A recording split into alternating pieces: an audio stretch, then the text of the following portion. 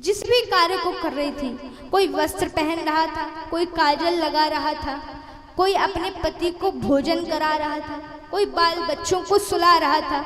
जितनी भी गोपियां थी, 84 लोक कोस के ब्रजमंडल में जितनी भी गोपियां थी, सभी लोग आ जाते हैं, दौड़ लगा जाते हैं। अब एक गोपी क्या कर रही थी, देखिए थोड़ा सा नजर डालते हैं। एक गोपी को पता था कि आज शरद पूर्णिमा की रात्रि है, आज भगवान वंशी का निनाद करेंगे। तो एक गोपी 16 श्रृंगार करके बैठ जाती है, बस काजल ही लगाना था। तो सोचने लगती कि भगवान जैसी मुरली बजाएंगे वैसे मैं चली जाऊंगी, फटाफट लगाऊंगी, फटाफट चली जाऊंगी। तो उसने क्या किया कि आज वे 16 श्रृंगार करके बैठी है। तो 16 श्रृंगार करने के पश्चात जैसे ही भगवान ने अपनी मुरली को बजाया, एक आंख में काजल लगाती है, दूसरी आंख में नहीं लगता और वैसे दौड़ी चली जाती है। एक आंख में ही लगा है काजल। और दूसरी गोपी क्या करती है, दूसरी गोपी तो बड़ी दयालु, भगवान का स्मरण करते करते, भगवान का कीर्तन करते करते बैठी थी कि भगवान जैसी मुरली बजाएंगे और वैसे ही मैं दौड़ी भगी चली जाऊंगी। अब सारी गोपियों को क्या लग रहा है कि भगवान बांसुरी को बजा करके, भगवान उस बांसुरी में हम सभी लोगों का नाम पुकार रहे हैं और नाम पुकार करके हम सभी लोग जा रहे हैं। जैसे जैसे भगवान की बांसुरी बजती जाती है, सभी को अपना नाम उस बांसुरी में सुनाई दे रहा है। सभी गोपियां भगवान की बांसुरी को सुन करके दौड़ी भगी जाती हैं। अब एक गोपी बढ़िया से तैयार बैठी हुई थी, 16 श्रृंगार करके बैठी हुई थी। जैसे ही भगवान ने बांसुरी बजाई और वैसे ही वे भागने लगी, तो उसके पति ने रोक लिया कि अरे कहाँ जा रही हो, रात्रि का समय है और कहाँ तुम भागी चली जा रही हो, ऐसे सज धज करके जा रही हो, 16 श्रृंगार करके कहाँ जा रही हो। तो उस गोपी ने कहा कि आज हमारे परमात्मा, आज हमारे श्याम सुंदर बंसी बजा रहे हैं, आज लल्ला ने बंशी का निनाद किया है, बांसुरी बजा रहे हैं और उस बांसुरी में मेरा नाम पुकार रहे हैं, इसलिए मैं दौड़ी चली जा रही हूँ, भागी चली जा रही हूँ। तो उसके पति ने कहा कहीं नहीं जाना है, चलो अंदर, कहीं जाने की जरूरत नहीं। और क्या करता है, कक्ष में ले जा करके कुंडी लगा देता है, उसमें ताला लगा देता है, कहीं जाने की जरूरत नहीं। अब वे गोपी 16 श्रृंगार किए बैठी है, कन्हैया का स्मरण करती है और गाली देने लगती है और कहने लगती है कि अरे तू भगवान की बांसुरी सुनने मुझे लेकर के नहीं जा रहा, भगवान की बांसुरी के पीछे नहीं भागने दे रहा, भगवान के पास नहीं जाने दे रहा है। तू तो एक हड्डी, एक शरीर से प्यार करने वाला पति है, जो भगवान है, जो परमात्मा है, वो तो पहले पति है।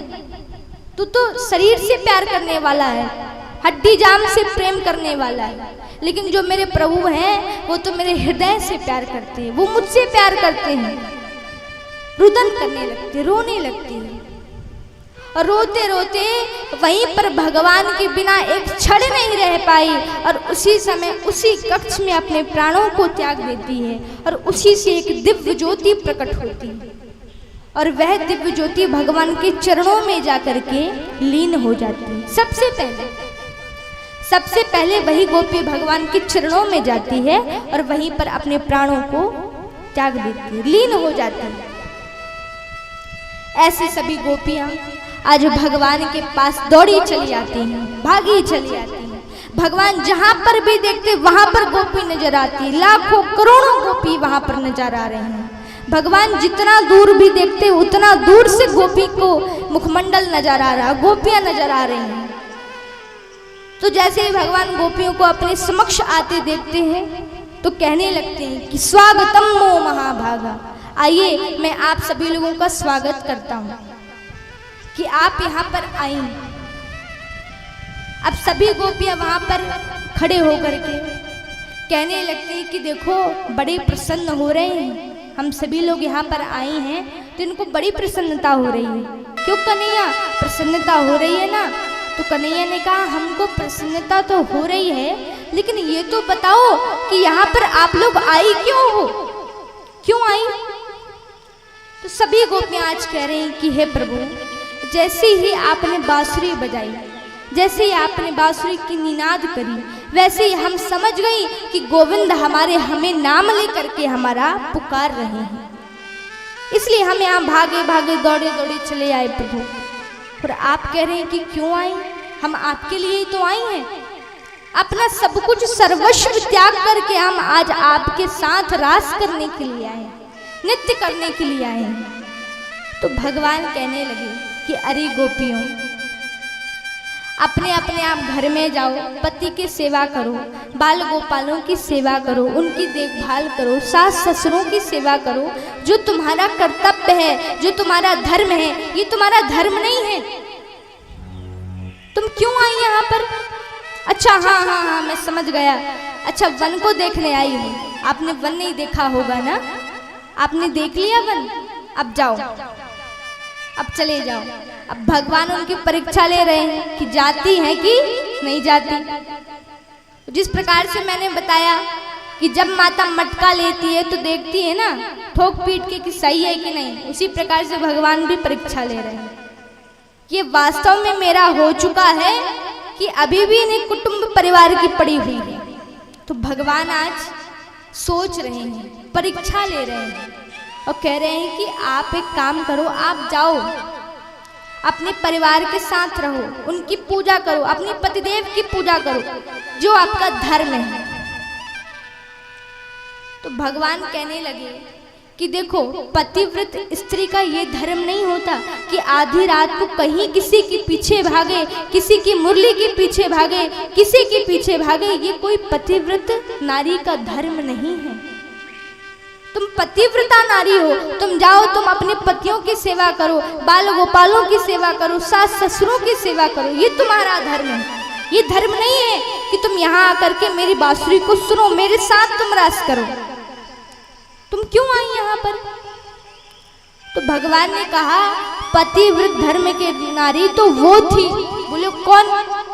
तो अब भगवान जी एक दृष्टांत को सुनाते हैं और कहने लगते हैं कि देखो, एक बार की बात है, एक पति पत्नी थी और जो पत्नी थी वो बड़ी पतिव्रता थी। अपने पति को बिल्कुल भी अकेला नहीं छोड़ा करती थी, नित्य प्रति उनकी सेवा किया करती थी, सुंदर प्रकार से उनको भोजन कराया करती थी, आज्ञा माना करती थी, वो पतिव्रता स्त्री।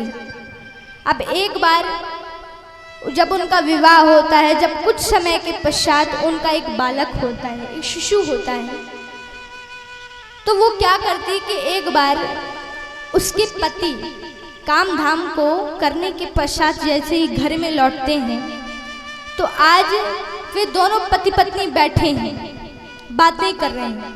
और बातें करने के पश्चात पति की नींद लग जाती है और जैसे ही नींद लग जाती है तो पति क्या करता है कि पत्नी की गोद में ही अपना सर रख करके सो जाता है। और जब सो जाता है तो पतिव्रता है। अब वो कैसे उनको मना कर दे कि आप यहाँ से उठ जाइए। और उनका वह बालक छोटा सा शिशु क्या करता है कि आग के अंगारों में जाकर के, अंगारे समझते हैं ना, तो आग के अंगारों में जाकर जैसे ही जाने लगता है तो वैसे ही उस पत्नी की, उस माँ की दृष्टि पड़ती है और कहने लगती है कि अरे अगर मेरा बेटा, अगर मेरा पुत्र उस अग्नि में जाएगा, उस आग के गोले के पास जाएगा तो मेरा शिशु तो जल जाएगा, जल के राख हो जाएगा। अब मैं क्या करूं? अब मैं उसकी सहायता कैसे करूं? अब पतिव्रता का पालन भी करना है, पति की रक्षा भी करना है, पति को सुलाना भी है। अब वे इतनी पतिव्रता थी कि उनको ये भी नहीं बोल सकती थी अपने पति को कि आप यहाँ से अपना सर हटा लो, इतनी पतिव्रता। और शिशु वहां पर धीरे धीरे धीरे धीरे घुटना घुटना करके चलता जाता है, घुटनों के बल चलता जा रहा है, चलता जा रहा है। जैसे ही अग्नि के समक्ष आता है, जैसे ही अग्नि के पास आता है तो उसकी और ज्यादा कल्पना करने लगती है, कंपन होने लगती है, हृदय कांपने लगता है, पसीने आने लगते, रुदन करने लगती है, रो रही है कि मेरे पति को अब कौन बचाए, कौन मेरे पुत्र की रक्षा करे। हे प्रभु, तब उसने अपने पति की रक्षा के लिए, अपने शिशु की रक्षा के लिए प्रभु को याद किया है। प्रभु की स्तुति गाई है। और जैसे प्रभु को याद किया और जैसे प्रभु की स्तुति गाई और जैसे ही वे बालक अग्नि कुंड में प्रवेश करता है, अग्नि में प्रवेश करता है, वैसे उस माँ ने अपनी आंखों में हाथ रख लिया। और जैसे ही हाथ को हटाया तो वो क्या देखती है कि वे आग का गोला वे पुष्पों के समान हो जाता है और उसका बालक फूलों में खेल रहा था। तो आज भगवान गोपियों को उदाहरण देते हैं कि देखो पतिव्रता में ये शक्ति होती है कि वे आग के गोले भी फूलों के समान हो गए। तो आज गोपियां कहती हैं कि देखो ऐसा है कि ये 3-4 कहानियां, 3-4 दृष्टांत, ऐसी कथाएं हमें ना सिखाया करो, हमें भी बहुत सी कथाएं आती हैं। अच्छा तुम्हें आती है तो तुम सुना दो। तो आज गोपियां एक और दृष्टांत बताती हैं, कहती सुनो मैं सुनाती हूँ। एक बार की बात थी, 2 पति पत्नी थे और जो पति था वो बड़ा काम धाम किया करता था, उसको लालच था बड़ा धन का। तो वे क्या करता, यहाँ वहाँ जॉब करने चला जाया करता, काम करने चला जाया करता। तो आज उसने अपनी पत्नी को आकर के कहा कि देखो मैं किसी काम से जा रहा हूँ अब वहाँ मुझे 1 साल लग जाएगा। कितना? 1 वर्ष लग जाएगा। और तब तक तुम इसी घर में रहना, इसी कक्ष में रहना, कक्ष से बाहर ना निकलना, किसी से बातें ना करना, किसी से प्रेम ना करना। और अगर तुम्हारा मन ना लगे ना तो तुम अपने मायके चले जाना। तो आज पत्नी ने कहा कि आप जहाँ काम करने जा रहे हो वो मालिक से पूछ लो ना कि अपनी पत्नी को साथ में ले जाया जा सकता है क्या। तो पति ने कहा कि देखो मैंने इस बात का पता तो पहले ही लगा दिया था, जो हमारे मालिक हैं वो कह रहे हैं कि पत्नी को साथ में ले जाया नहीं जा सकता क्योंकि एक ही दिन का काम है और अकेले का ही काम है। तो तुम्हारा तो वहाँ कोई काम है ही नहीं, तुम बढ़िया से भगवान का भजन करना, 1 साल व्यतीत करना और 1 साल के बाद मैं तुम्हें दर्शन दे दूंगा, मैं तुम्हारे पास आ जाऊंगा, मैं लौट आऊंगा। तो अब वे पत्नी क्या करती है कि मैं इतने दिन आपके बगैर कैसे गुजारूंगी। तो उस पति ने क्या किया कि उसकी एक तस्वीर को, अपनी ही एक तस्वीर को ले जा करके दे देता है और कहता है एक काम करो, ये जो तस्वीर है वो तुम ले लो और तुम इसकी दिन रात पूजा किया करना, तब तुम्हें मेरी याद नहीं सताएगी। अब वो क्या करती है, अब एक उस तस्वीर को ले जा करके अपनी अलमारी में रख देती है। नित्य प्रति उसकी पूजा करने लगी, पूजा पाठ करने लगी, आरती उतारने लगी, गीले कपड़े से पोंछने लगी, चंदन वंदन करने लगी, सब इत्यादि करने लगी। 1 साल व्यतीत हो गया, 2 साल व्यतीत हो गया और 3रा वर्ष जैसे ही आने वाला था तो उसी समय उसका पति आकर के द्वार को खटखटाने लगता है।